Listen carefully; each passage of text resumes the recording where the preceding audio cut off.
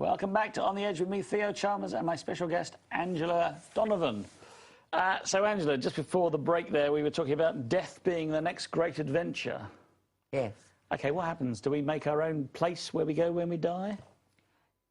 Those of us who believe there is an afterlife and there is something, and I think most religions allow for that too, they will go where they have believed exists. So if you're a Christian, you go to Christian heaven? Yes. And you're all sitting around playing harps and... That's your Christian heaven. Well, it's not somewhere, no. You know, particularly, sounds particularly exciting, does it? It is the perfect place for you to go and feel at home until you've realised what's happened to you. Because a lot of people die and don't actually realise where they are, what's there. And people will come and meet them, their families, and people that love them will help them through that time. But, you know, what if your parent, or one of your parents, or both your parents, were devoutly religious and you're not? You wouldn't want to be dragged off to some heaven that they've constructed in their heads, would you, no, necessarily? So, I mean, like, you just go, nah, please, can I, you know, I want to go to funky heaven. I reckon that, you know, the toolbox of the subconscious brain, as I call it, toolbox, is supposed to die with your physical body. There's no question. So that is a thought process that should die. No more of that thinking. So your pure consciousness will come about. So you can then create all you wish for. It doesn't matter, you can go and see your mother, as you said, or father, or other family members, but you don't have to stay with them. You have to be where you're fully happy and resonating with others. Okay. And still progressing. So if it's so good, why would you be tempted to come back here as somebody with a deformity, or, you know, to have a... Because life is hard, isn't it, for everybody? Even the most successful person can say in moments, oh, my God, life is hard, you know? Yes. So why would you decide to come back? Why would you decide, if it's so good, there you go, hey, you know, I want a glass of something, bing, there it is, you know. I think sampling physical life is amazing.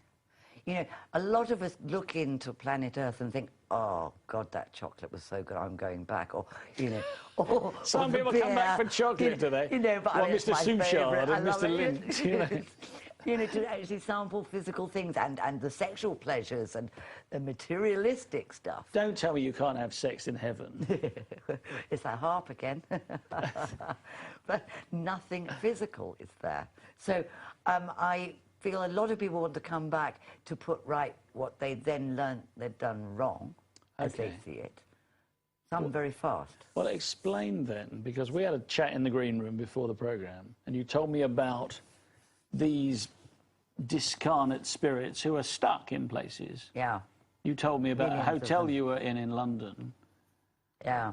With a famous actor who, you wouldn't tell me what you'd said to this famous actor, but you were talking to this famous actor and going into a trance and talking to him about stuff. And hold on, let me say, because I'm not going to give away too much, don't worry. And all the lights went out in the top floor of this hotel, very expensive hotel at Hyde Park Corner, actually, which used to be a hospital. And it was full of dead people. Yeah. Sorry if you own the Lanesborough. No names mentioned, of course. So, but these people that are stuck, you know... Yes, desperate. So, OK, I work as a medium, and therefore signals are going off me, like light pulses that are picked up by...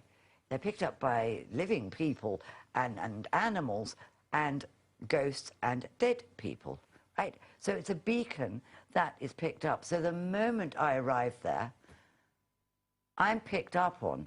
So when you've got because people, you're transmitting on all frequencies. Yes, yes. So the first thing I would do if I was stuck in a hospital after my death, suddenly on the operating table, is zoom in on somebody who's got this wonderful beacon of light, who you then are aware is the one to go to communicate. But these people aren't aware they're dead, are they?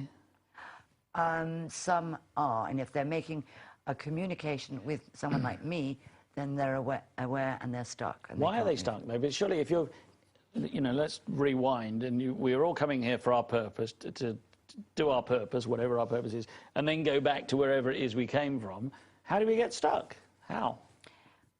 Most people don't even know about. Is that because they haven't found their purpose? They're perhaps at an early stage in existence and they don't know their purpose. They die suddenly, heart attack, or on an operating table, or the morgue's, you know, full, of course, at a hospital.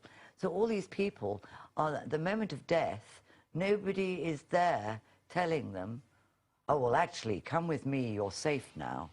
You know, they're so shocked. Their thought process is so strong that I must now go home. I'm obviously all right now. And they get trapped. They're caught in the boundary of where they are. And so all these people hanging around that wonderful hotel are stuck within their boundary.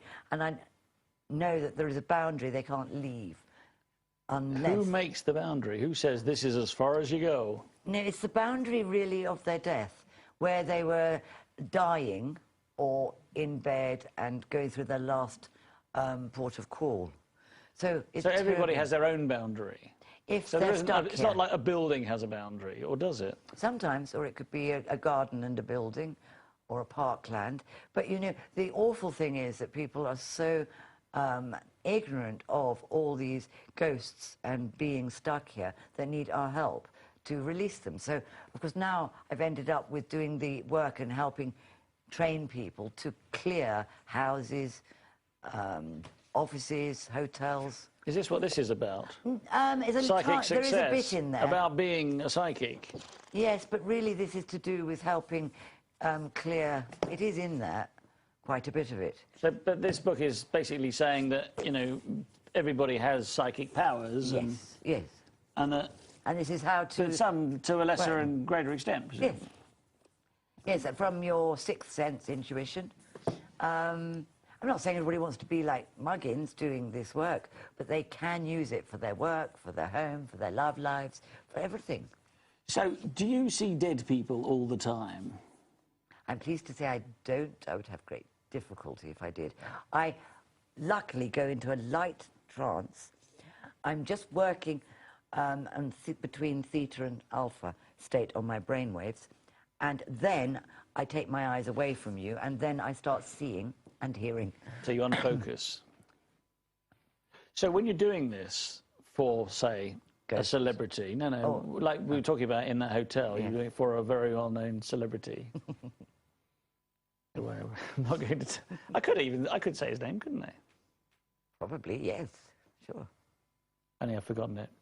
Oh gosh, I can't remember then. Oh. Okay, look, come to me in a moment. So yes. So if you're in this state, it's once you're in this state that you suddenly become not only a beacon for these people, but you can then see them as well. Is that right? What I would do if I've got somebody like, as you said, a celebrity, when I call in and open up, I actually create a circle of light and safety because I'm in a strange place. Mm.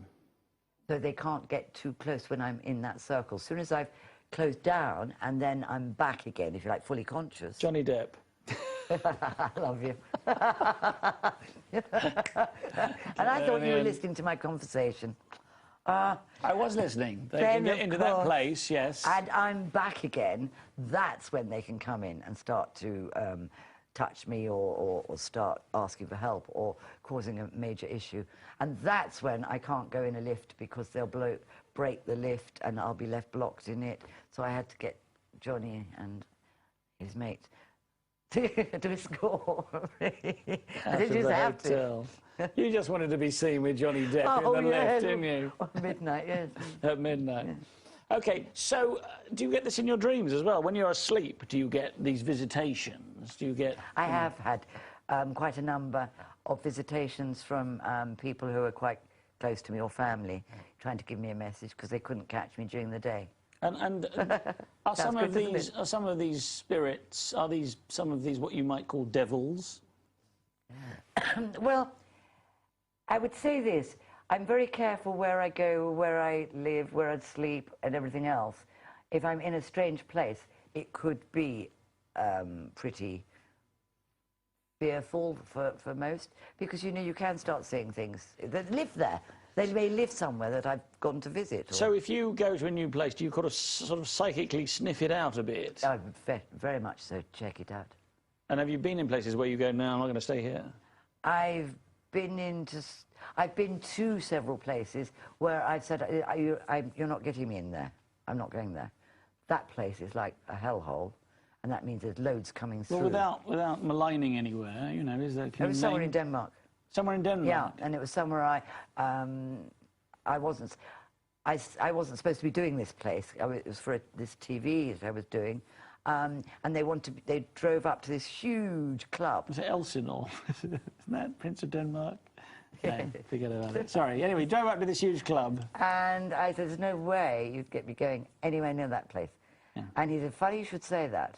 We had 2 mediums come in and say they'd done the whole place but never did, and it's got worse, and it's really serious, and it's attacking people. And I said, well, you're not getting little innocent muggins going in there, and it's a big job, and you don't try and be a clever dick on your own and go in and try and sort that out when it's a club that's probably everybody's on stuff, taking stuff, and creating trouble. But there's not been many places I wouldn't go. Is it the case that there are spirit entities, you know, either corporeal or non-corporeal? Yeah, I've seen those. Well, hold on a second, because I'm getting to the point here. Because corporeal are just people, you know, but is it the case that there are spirit entities that are feeding on emotions of other people? Oh, yes, yes, no question. Energy. Is this something to do with the Illuminati? You know, these people, these powerful people who have warned you.